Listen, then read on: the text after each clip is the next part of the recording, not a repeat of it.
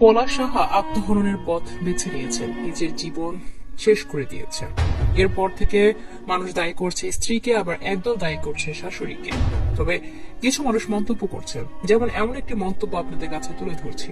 শাশুড়িদের উদ্দেশ্যে কিছু কথা: আপনারা যদি ছেলেকে এতটাই ভালোবাসেন, ছেলে বউয়ের সাথে ছেলে একটু খুনসুটি ভালোবাসা করবে, এগুলো আপনারা যদি মেনে নিতে না পারেন, তাহলে আপনার ছেলেকে প্লিজ বিয়ে করাবেন না।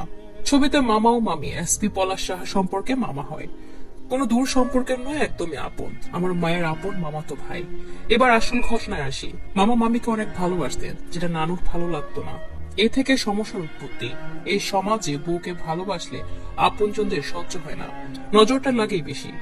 আজকে ওনার মৃত্যু, ওনার পরিবারের মানুষের দোষ সব থেকে বেশি। 2 বছর হয়েছে বিয়ে করেছিল, মানলাম বউ খারাপ, ভালো না, কিন্তু যখন তার মা দেখলো তার নিয়ে এত অশান্তি, তার মা কি পারতো না অন্য 2 ছেলের কাছে 5টা মাস থাকতে?